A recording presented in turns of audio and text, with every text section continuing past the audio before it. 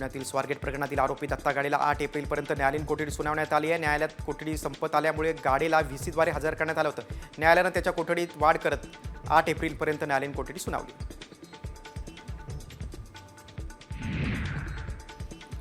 दौंड तालुक्यात गोपाळवाडी परिसरामध्ये आढळलेल्या मृत अर्भक आणि मानवी अवयव प्रकरणी आरोग्य विभागाने आता रुग्णालयाला नोटीस बजावली आहे। Bhangale clinic and nursing home या रुग्णालयातील अर्भक आणि मानवी अवयव असल्याची माहिती पोलीस तपासात पुढे आलेली आहे।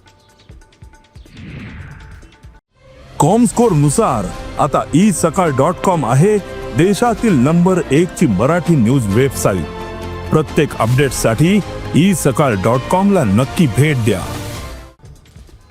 पुणे शहरातील वाहतूक कोंडी तब्बल 53% कमी झाली आहे, तर वाहतुकीचा वेग 10% वाढलेला आहे। ATMS, गुगल मॅप, नागरिकांच्या तक्रारी आणि सोशल मीडियाच्या माध्यमातून वाहतूक कोंडीचा आता अभ्यास करण्यात आला आहे। पुण्यात वाहतूक कोंडी सोडवण्यासाठी राष्ट्रीय आणि राज्य महामार्गालगतच्या 4,2500 अतिक्रमणांवर कारवाई झालेली आहे। सातारा रस्त्यावरील नवले पूल ते सारोळा दरम्यान 3ऱ्या टप्प्यात कारवाई झालेली आहे। महामार्गावरील वाहतुकीचा वेग देखील वाढला आहे।